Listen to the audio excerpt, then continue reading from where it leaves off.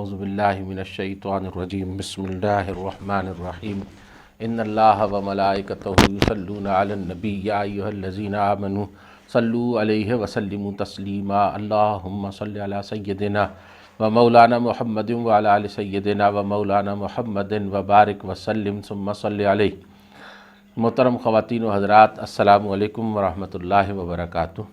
آج ہم نے جس حصے کا قرآن پاک کے مطالعہ کرنا ہے وہ 19ویں پارے کا آخر اور 20واں پارہ ہے تقریباً۔ تو یہ ایک 2 صورتوں کے اوپر مشتمل حصہ ہے، جس میں اس پہلی صورت کا نام ہے سورۃ النمل۔ اس کا نام سورۃ النمل اس وجہ سے ہے کہ اس کے اندر اللہ تبارک و تعالیٰ نے آیت نمبر 18 میں ایک چونٹی کا چونٹیوں سے خطاب جو ہے وہ بیان کیا ہے کہ قالت نملۃ یا ایھا النمل ادخلوا مساکنکم۔ ایک چونٹی کہنے لگی کہ اے چونٹیوں، اپنے اپنے بلوں کے اندر داخل ہو جاؤ، لا یحطمنکم سلیمان و جنودہ، کہیں ایسا نہ ہو کہ سلیمان علیہ السلام اور ان کے لشکر جو ہے وہ تمہیں کچل ڈالیں، وہم لا یشعرون، اور انہیں اس کی خبر بھی نہ ہو۔ تو یہ جو واقعہ تھا، یہ چونکہ حضرت سلیمان علیہ السلام کے لشکر کے مارچ پاسٹ کے وقت جو ہے وہ پیش آیا تھا، اور اس کو حضرت سلیمان علیہ السلام نے بھی سنا، تو اس بات پر حضرت سلیمان علیہ السلام بہت خوش ہوئے اور مسکرائے، اور انہوں نے پھر اس کے بعد اللہ تعالیٰ سے یہ دعا کی کہ الہ العالمین، جو نعمتیں تو نے مجھے عطا فرمائی ہیں ان کا شکر ادا کرنے کا مجھے موقع عطا فرما۔ تو اس لیے یہ جو سورہ مبارکہ ہے اس کو سورۃ النمل کہتے ہیں، یعنی چونٹیوں کے ذکر والی سورت۔ اس کے بعد یہ سورہ مبارکہ جو ہے اس کا زمانہ نزول، جیسے کہ حضرت عبداللہ ابن عباس رضی اللہ تعالیٰ عنہ کی حدیث جو ہے وہ پہلے بھی ایک دفعہ پیچھے بیان کر چکے ہیں، اس کے اندر آتا ہے کہ یہ ترتیب سے ہیں یہ صورتیں جو اس مقام کے اوپر آئی ہیں، کہ یہ پہلے سورہ طٰہٰ نازل ہوئی تھی، پھر اس کے بعد اگلی صورتیں، پھر اس سے پھر یہ جو سورہ شعراء ہے اس کے بعد یہ سورہ نمل نازل ہوئی، پھر نمل کے بعد قصص نازل ہوئی حضرت عبداللہ ابن عباس رضی اللہ تعالیٰ عنہما کی ترتیب کے مطابق۔ اور یہ وہ دور ہے کہ جب سن 5 نبوی کے بعد، یعنی بعثت نبوت کے 5 سال کے بعد رسول کریم صلی اللہ علیہ وآلہ وسلم اور صحابہ کرام جو ہیں ان کے اوپر ظلم اور ستم کی ایک چکی جو ہے وہ اہل قریش نے چلانا شروع کر دی تھی، اہل مکہ نے۔ تو اس دور میں نبی کریم صلی اللہ علیہ وسلم نے بڑے بڑے متمرد قسم کے جو بادشاہ تھے ان کا اللہ نے جو حال کیا دعوت حق کے ٹھکرانے کے نتیجے میں، اس کے قصے جو ہے نا وہ بیان کرنے شروع کر دیے تھے، اور وہ کثرت سے ایسی وحی آ رہی تھی جس میں وہ جو بادشاہ تھے ان کا انجام اور وہ قومیں جو تھیں ان کا انجام وہ بیان کیا جا رہا تھا۔ یہ سن 5 نبوی سے لے کے اور سن 10 نبوی تک، یعنی شیب بنی ہاشم سے باہر آنے تک کی صورتیں ہیں، جو کہ اس سارے یعنی چوتھے گروپ کی مکی صورتیں کہلاتی ہیں۔ اب اس سورہ مبارکہ کے جو ہے وہ مقدار کے حوالے سے ہم بات کرتے ہیں کہ اس کا مقدار جو ہے وہ یہ 93 آیات کے اوپر مشتمل ہے، اور اس کے اندر جو ہے وہ اللہ سبحانہ و تعالیٰ نے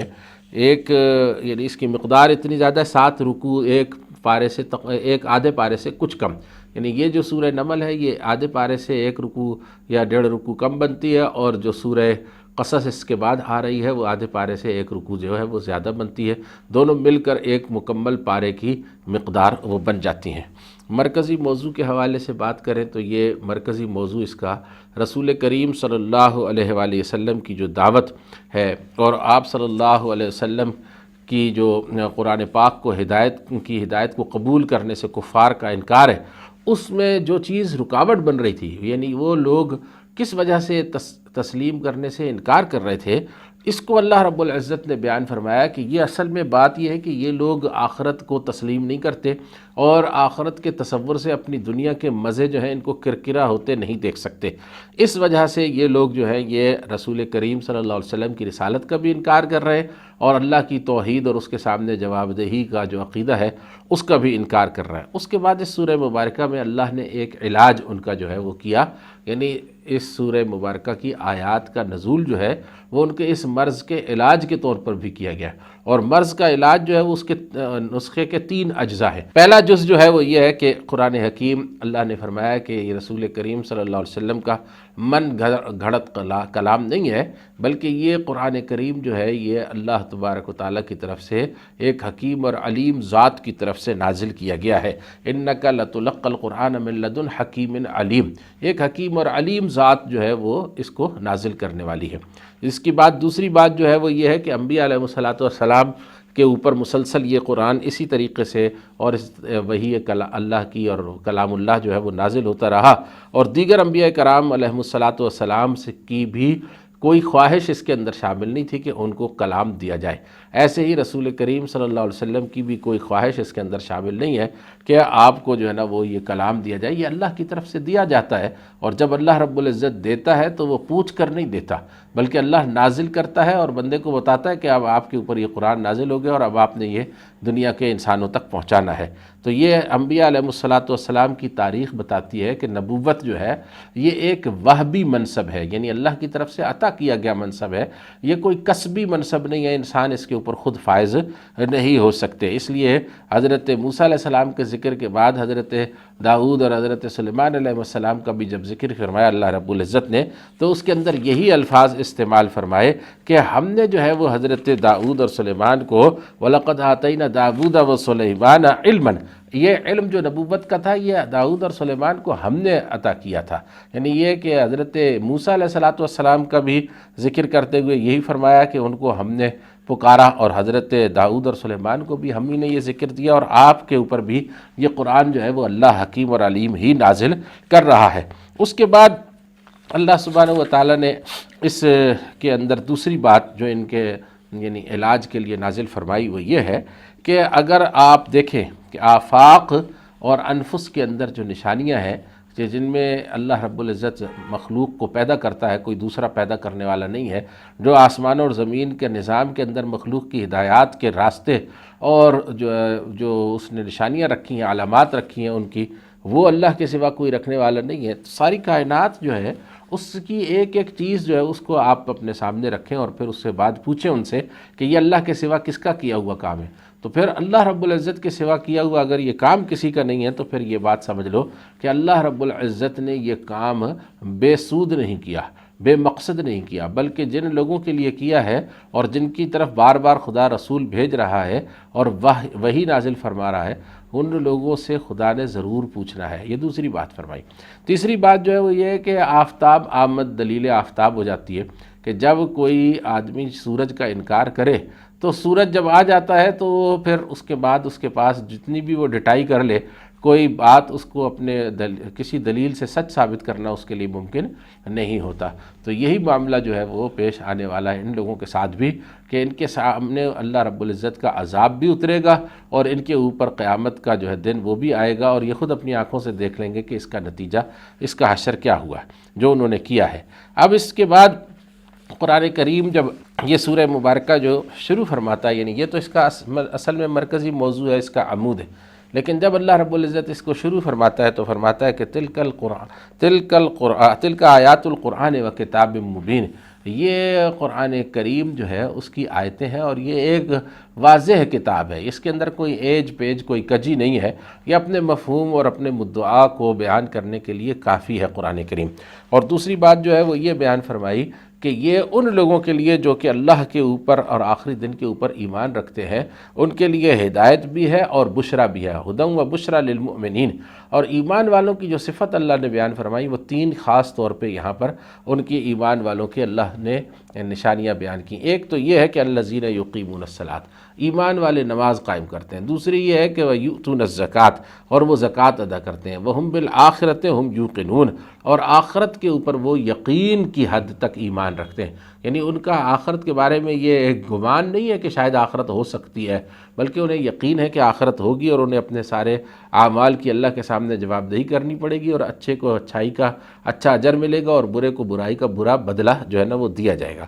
جو لوگ انکار کر رہے ہیں ان کے بارے میں اللہ نے بیان فرمایا کہ وہ لوگ جو ہے وہ اصل میں اسی دنیا کی زندگی کی زیب و زینت پر ریجھ گئے ہیں۔ جو لوگ ایمان لا کر نہیں دے رہے، ان الذین لا یؤمنون بالآخرۃ زینا لهم اعمالهم فهم یعمہون، جو لوگ آخرت کے اوپر یقین نہیں رکھتے ہیں، ایمان لانے کے لیے تیار نہیں ہیں، یہ وہ لوگ ہیں کہ جو دنیا کی یہ زندگی ان کی نگاہوں کے اندر بہت ہی حسین ہو گئی ہے، بہت زیب و زینت والی خوشنما ہو گئی ہے، اور وہ اس کے حصول کی دوڑ میں اندھے ہو گئے۔ تو اس اپنی دوڑ میں، اس اپنی دنیا کے کمانے کی جد و جہد میں وہ آخرت کے تصور سے جو ہے وہ اپنے مزے کو خراب نہیں کرنا چاہتے، کرکرا نہیں کرنا چاہتے۔ ان کے لیے اللہ نے بدترین عذاب بھی رکھا ہے اور بدترین سزائیں ہیں۔ اس کے بعد اللہ نے پھر آپ صلی اللہ علیہ وسلم کو فرمایا کہ ہم نے آپ پر یہ قرآن نازل کیا ہے، آپ اللہ کے سوا کسی اور سے نہیں لے رہے، اللہ سے لے رہے ہیں۔ اور اسی طریقے سے حضرت موسیٰ علیہ السلام کے اوپر بھی اللہ نے قرآن پاک یعنی تورات نازل کی تھی،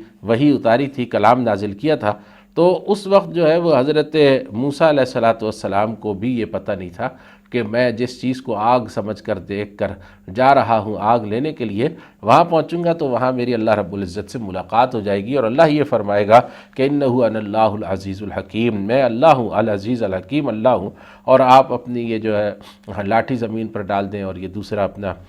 ہاتھ اپنے اس کے ساتھ کریں، اور پھر ان کو نشانیاں دیں، اور ایک دو نہیں، اللہ یہ فرماتا ہے کہ فی 9 آیات الی فرعون وقومہ، اللہ نے حضرت موسیٰ علیہ السلام کو 9 نشانیاں دے کر بھیجا فرعون اور اس کی قوم کی طرح۔ تم ایک نشانی کی بات کرتے ہو، خدا نے 9 نشانیاں ان کو دکھائیں، لیکن کیا ہوا؟ وَجَحَدُوا بِهَا وَاسْتَيْقَنَتْهَا ظُلْمًا وَعُلُوًّا، فرمایا کہ وَاسْتَيْقَنَتْهَا أَنفُسُهُمْ ظُلْمًا وَعُلُوًّا، کہ یہ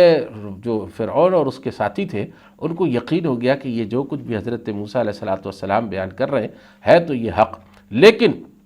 اس حق کے حق ہونے کا اگر ہم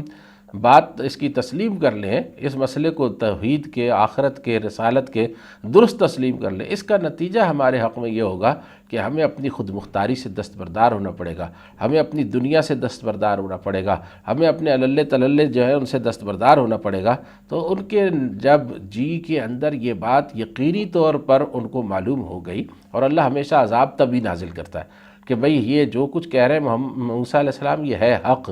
لیکن ہم اس لیے نہیں مانتے کہ ہمارے ظلم اور سرکشی کے اوپر جو ہے وہ قدغن عائد ہو جائے گی، اس لیے انہوں نے انکار کیا۔ تو اللہ نے فرمایا ہم نے ان کے فسادیوں کو فساد کی سزا دے دی۔ یہ ایک حضرت موسیٰ علیہ السلام کے دشمن کا انجام بیان کیا، یہ اصل میں ایک پیغام ہے نبی علیہ السلام کے دشمنوں کے نام۔ اس کے بعد دوسری بات جو ہے وہ حضرت داؤد اور سلیمان علیہ السلام کو اللہ نے جو سلطنتیں دیں اس کی فرمایا کہ فضلنا علی کثیر من عبادہ المؤمنین، ان کو اللہ رب العزت نے جو فضیلت دی تھی اس کے اوپر وہ اللہ کا شکر ادا کرتے تھے۔ وقال الحمدللہ، وہ کہتے تھے کہ اس اللہ کا شکر ہے الذی فضلنا علی کثیر من عبادہ المؤمنین، جس نے ہمیں بہت سارے مومن بندوں کے اوپر فضیلت عطا فرمائی ہے۔ تو ایک فرعون کا انجام ہے اور ایک فرعون کی سلطنت ہے، اور ایک داؤد اور سلیمان علیہ السلام کا رویہ ہے کہ ان کے پاس جو علم تھا اور جو سلطنت تھی اس کو وہ اپنی کمائی اور اپنا کسب نہیں بلکہ اللہ کی عطا شمار کرتے تھے۔ اور پھر اس کے بعد حضرت سلیمان علیہ السلام کے 3 واقعات جو ہیں وہ یہاں پر اللہ رب العزت نے بیان کیے۔ سلیمان علیہ السلام کا سب سے زیادہ کثیر ذکر اسی سورہ نمل کے اندر آیا ہے، یہ تقریباً 2 رکوعوں کے اوپر مشتمل ہے۔ اس میں حضرت سلیمان علیہ السلام کا پہلا واقعہ اللہ رب العزت یہ بیان فرماتا ہے کہ سلیمان علیہ السلام کو جو ہے وہ ہم نے سکھایا تھا کہ بھئی پرندے اور جانور اور فلاں جتنے بھی ہیں ان کی بولیاں وہ سمجھ لیتے تھے۔ تو حضرت سلیمان علیہ السلام کے آگے سارے جانور، سارے پرندے، سارے جنات جو ہیں مسخر کیے گئے۔ وہ ایک ایسی سلطنت تھی کہ جیسی سلطنت نہ ان سے پہلے کسی کو دی گئی اور نہ بعد میں کسی کو دی گئی۔ تو وہ سب جو ہے نا ان کے سامنے فوج ان کی وہ پریڈ کر رہی تھی۔ تو اس وقت چیونٹیاں جو ہے وہ اپنے بلوں سے باہر پھر رہی تھیں۔ جب وہ وادی میں پہنچے تو اس وادی کے اندر جب ان کی فوج داخل ہونے لگی تو چیونٹیوں کی سردار بولی کہ یا ملکہ چیونٹی بولی کہ بھئی اپنے اپنے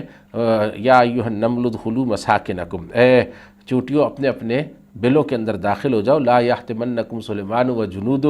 وہم لا یشعرون، اس سے پہلے کہ سلیمان اور اس کے لشکروں کو پتہ چلے تم کچلے نہ جاؤ۔ تو فتبسم ضاحکا من قولہ، حضرت سلیمان علیہ السلام جو ہے وہ اس بات کے اوپر خوش ہوئے کہ اس چیونٹی کو بھی یہ بات پتہ ہے کہ ہم سے اگر کوئی غلطی ہوگی بھی تو انجانے کے اندر ہوگی، ہم ظالم نہیں ہیں کہ ہم جو ہے نا وہ چیونٹیوں کے بلوں کو دیکھ کر بھی روندتے ہوئے چلے جائیں۔ پھر اس کے بعد انہوں نے اللہ کا شکر ادا کیا، وقال رب اوزعنی ان اشکر نعمتک التی انعمت علی وعلی والدی، اور انہوں نے کہا ہے میرے رب مجھے اور میرے والد پر جو آپ نے نعمتیں کی ہیں ان کا شکر ادا کرنے کی توفیق عطا فرما، اور میں اس طرح سنبھال لے کہ وَأَنْ عَامَلَ صَالِحًا تَرْضَاهُ، اور میں اتنا نیک عمل کروں کہ جو تجھے راضی کرتے۔ ایک طرف اللہ کے ایک بندے کا یہ طرز عمل ہے۔ اس کے بعد دوسرا واقعہ جو ہے وہ یہ بیان کیا حضرت سلیمان علیہ السلام کا کہ ان کے پاس خبر پہنچی کہ ایک یمن کی جو ملکہ ہے وہ اپنے آپ کو سجدہ کرواتی ہے، اور اللہ کے بندوں کو چھوڑ کر ان لوگوں نے وہ اللہ کو چھوڑ کر اللہ کے بندوں کو انہوں نے اپنا جو ہے نا وہ خدا بنایا ہوا ہے۔ تو وہ حضرت سلیمان علیہ السلام رہ نہیں سکے، انہوں نے فوری طور کے اوپر اس کے نام ایک خط لکھا، اور اس کے اندر لکھا کہ انہ من سلیمان و انہ بسم اللہ الرحمن الرحیم اللہ تعالیٰ علیہ واتونی مسلمین، کہ تم لوگ سرکشی ترک کر دو اور میرے پاس سر تسلیم خم کر کے آؤ تاکہ میں تمہیں دین کی دعوت دوں اور دین سمجھاؤں۔ اس کے بعد حضرت سلیمان علیہ السلام نے ایک مجلس منعقد کی، جس میں ظاہر ہے کہ انسان بھی ہوں گے، جنات بھی ہوں گے، ہو سکتا ہے وہ صرف جنوں ہی کی مجلس ہو، جس میں سلیمان علیہ السلام نے کہا کہ کون جو ہے وہ ملکہ بلقیس کے آنے سے پہلے، ملکہ سبا کے آنے سے پہلے اس کا تخت میرے پاس لے آئے گا۔ تو ایک جن جو ہے یا ایک جنات کا سردار جو ہے وہ یہ کہنے لگا کہ میں آپ کے پاس آپ کے کھڑے ہونے سے پہلے اس کو لے آؤں گا۔ تو جس آدمی کے پاس علم تھا کتاب کا، اس نے کہا کہ میں آپ کے پلک جھپکنے سے پہلے اس کو لا کر یہاں کھڑا کر سکتا ہوں۔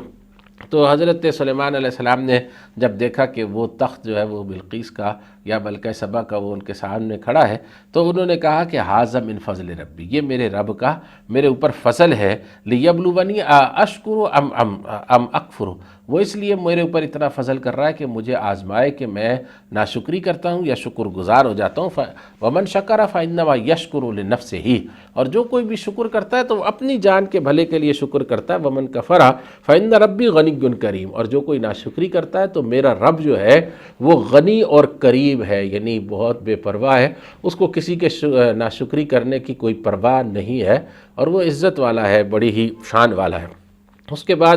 حضرت سلیمان علیہ السلام نے یہ پھر شکر ادا کیا۔ اس کے بعد پھر حضرت سلیمان علیہ السلام کے پاس وہ عورت آئی تو اس کو آپ نے اسلام کی دعوت دی، یہاں تک کہ وہ مسلمان ہو گئی۔ تو اور اس نے یہ کہا کہ رب انی ظلمت نفسی واسلمت مع سلیمان للہ رب العالمین۔ تو حضرت سلیمان علیہ السلام کو اتنی عظیم الشان سلطنت عطا کی اللہ نے، اور اس کے نتیجے میں سلیمان علیہ السلام کی زبان مبارک پر ہر وقت اللہ کا شکر اور اللہ کی حمد و ثنا جاری رہی۔ اور دوسری طرف تمہارے پاس جو ہے مشرکین مکہ کے پاس وہ کیا سلطنت ہے، اس کی کیا حیثیت ہے، وہ ایک شہر سے باہر جو ہے وہ تمہارا اقتدار کوئی پہچاننے والا نہیں، تو تمہاری یہ صورتحال ہے کہ تم اللہ اور اللہ کے فرشتوں سے بھی ٹکر لینے کے لیے تیار ہو۔ اس کے بعد پھر دوسرا اس کے اندر جو ایک کردار اللہ رب العزت نے 3 حکمرانوں کا دکھایا، اس کی طرف بھی تھوڑی سی توجہ کرنے کی ضرورت ہے۔ پہلا جو کردار ہے وہ تو فرعون کا ہے، حق دیکھ لیا، سمجھ لیا، پہچان لیا، انکار کر کے اور ہلاک ہو گیا۔ دوسرا کردار صاحب سلطنت حضرت سلیمان علیہ السلام کا ہے، حق ملا اور حق کو فوراً اللہ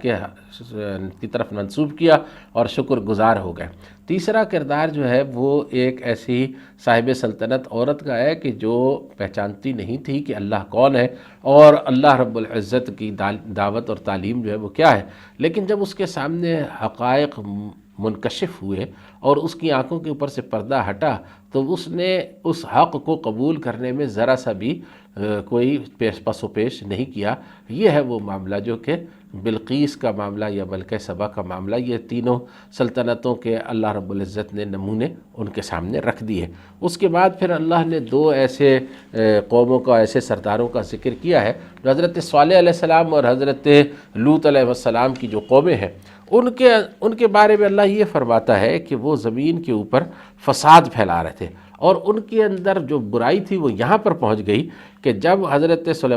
حضرت صالح علیہ السلام نے ان کو روکا، ان کو منع کیا کہ تم جو ہے وہ اس فساد فی الارض سے باز آ جاؤ، اور لولا تستغفرون اللہ لعلکم ترحمون، اللہ کے سامنے استغفار کیوں نہیں کرتے ہو تاکہ تم پر رحم کیا جائے۔ تو انہوں نے جو ہے وہ یہ فیصلہ کیا کہ یہ روز روز کی حضرت صالح علیہ السلام کی تنقید ہم برداشت نہیں کر سکتے، ویسے بھی حکمرانوں کے مزاج کے اوپر تنقید جو ہے یہ بڑی گراں گزرتی ہے۔ تو انہوں نے کہا کہ بس ہم جو ہے نا وہ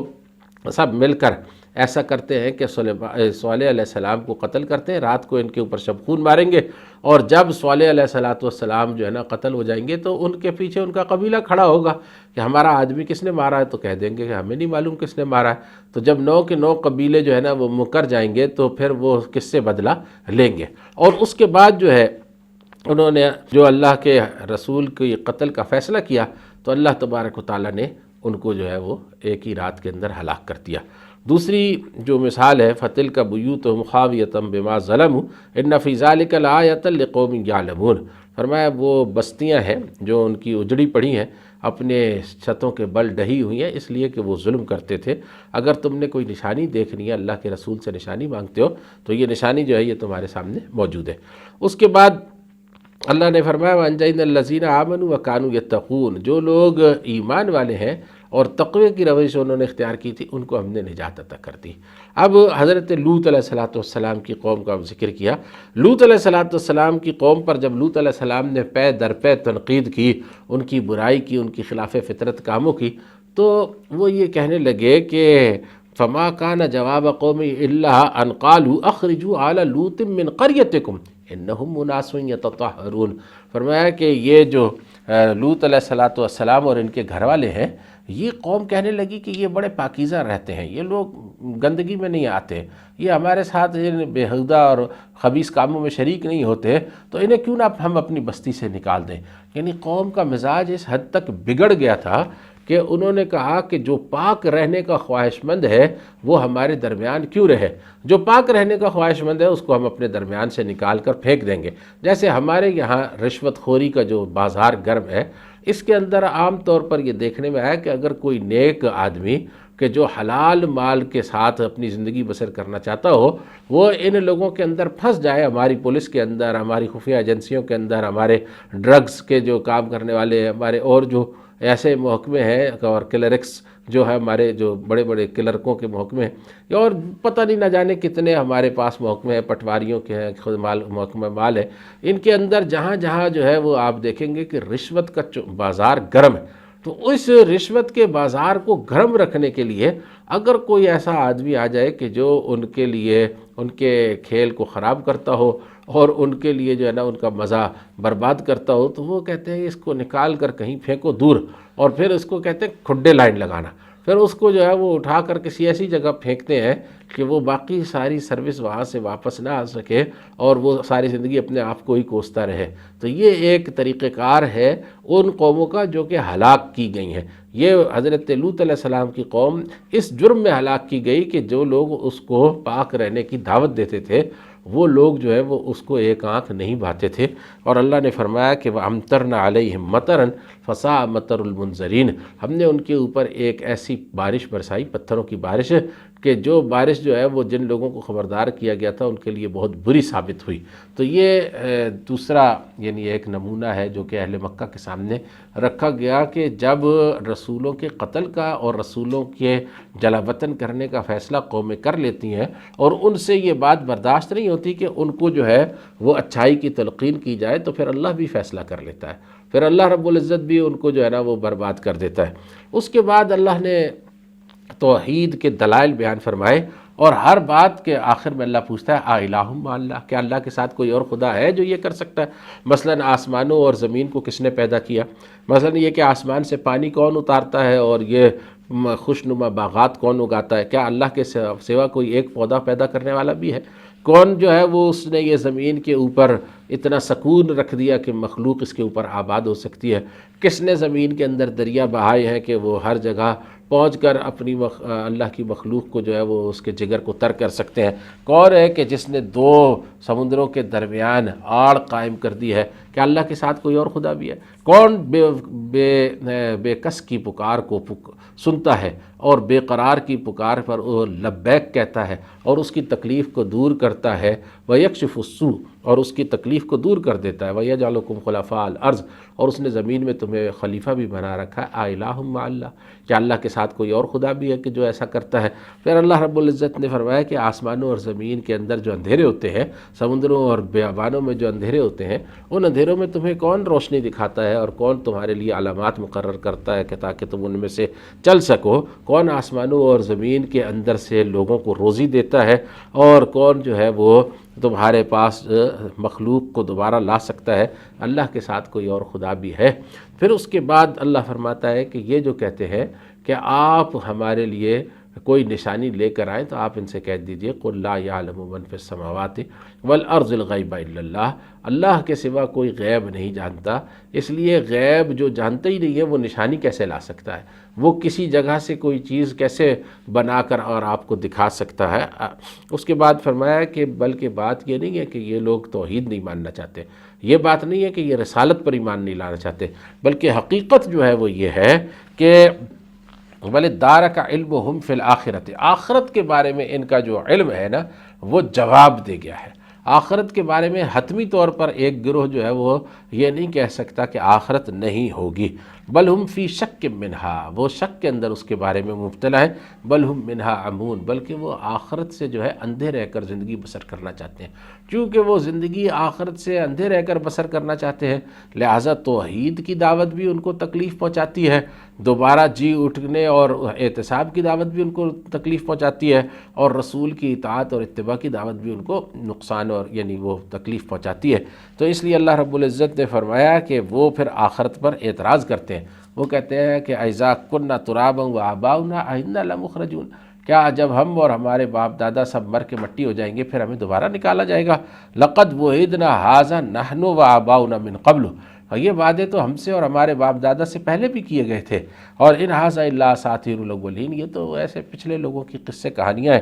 جو پہلے دوسرے لوگ سناتے تھے، آج کل محمد صلی اللہ علیہ وسلم سنا رہے ہیں معاذ اللہ۔ قل سیروا فی الارض فانظروا کیف کان عاقبۃ المجرمین، اللہ نے فرمایا کہ ان سے کہیے کہ ذرا تم زمین کے اوپر چلو پھرو اور پھر دیکھو کہ زمین جو ہے اس کے اوپر اللہ نے مجرموں کا کیا حال کیا ہے۔ اس کے بعد جو دلائل وہ دیتے جاتے ہیں اللہ تعالیٰ اس کا انکار کرتا چلا جاتا ہے، اور نبی کریم صلی اللہ علیہ وسلم کو اللہ رب العزت نے تسلی دی، فرمایا کہ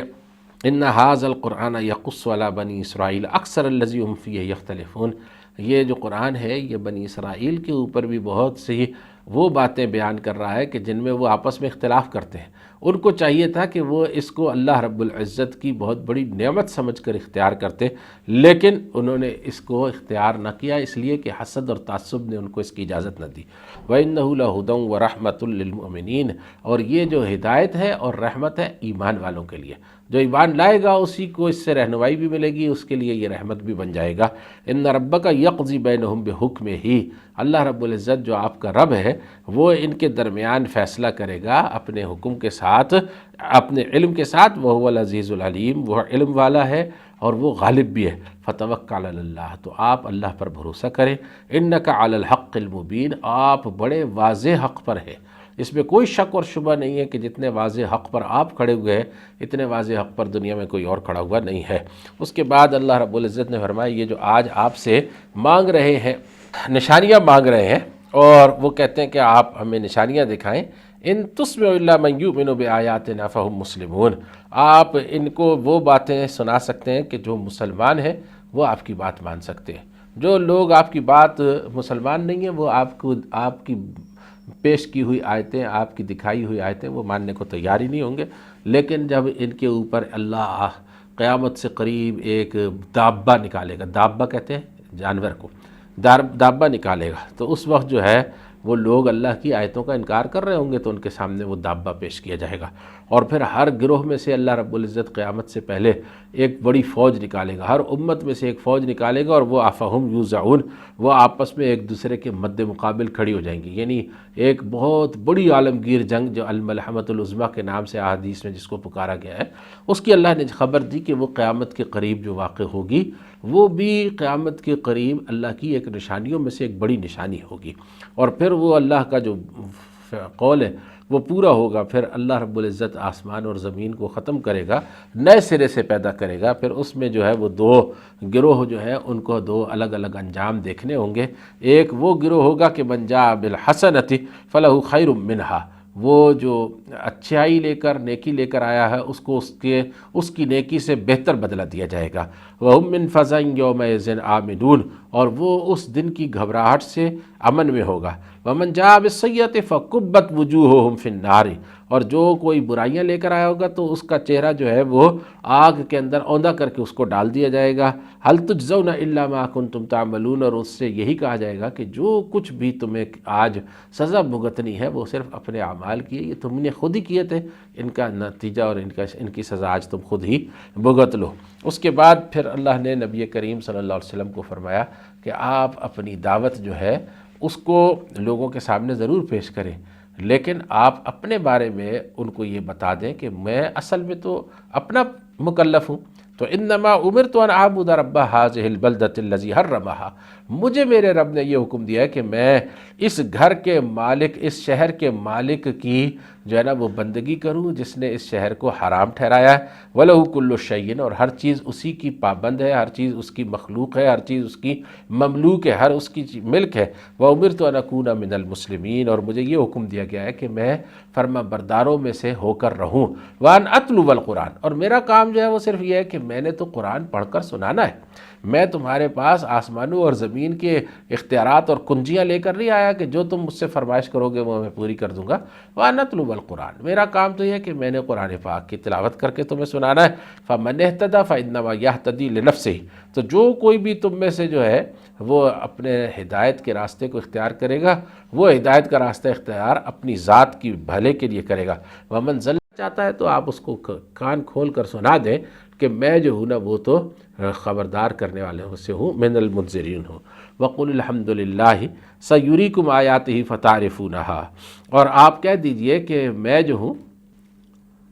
وَقُلِ الْحَمْدُ لِلَّهِ، اور آپ فرما دیجئے کہ اللہ کا شکر ہے، جلد ہی تم سَيُرِيكُمْ آيَاتِهِ فَتَعْرِفُونَهَا، جلد ہی وہ تم کو اب نشانیاں دکھائے گا اپنی پہچان کے لیے۔ وَمَا رَبُّكَ بِغَافِلٍ عَمَّا تَعْمَلُونَ، اور جو اعمال تم کرتے ہو ان اعمال سے اللہ جو ہے وہ باخبر ہے۔ تو یہ سورۃ النمل ہے جس کا ایک ہلکا سا جو ہے نا جائزہ ہم نے لیا۔ اس کے اندر مختصراً اس کا سارے کلام کا جو خلاصہ ہے وہ یہ ہے کہ اللہ نے فرمایا کہ رسول کریم صلی اللہ علیہ وسلم اللہ کے رسول ہے، اپنی فرمائش پر اللہ کے رسول نہیں بنے، بلکہ اللہ تبارک و تعالیٰ نے ان کے اوپر قرآن نازل کیا ہے۔ پچھلے نبیوں پر بھی اللہ بغیر فرمائش کے، بغیر طلب کیے، بغیر مانگے قرآن یا کلام اپنا جو ہے وہ نازل کرتا رہا، اپنی وحی اتارتا رہا۔ اور جو انکار کرنے والے ہیں وہ فرعون اور سمود اور لوط علیہ السلام کی قوم کی طرح اپنے برے انجام کو پہنچیں گے، اور جو شکر گزار ہیں اللہ ان کے درجات کو سلیمان اور داؤد علیہ السلام کی طرح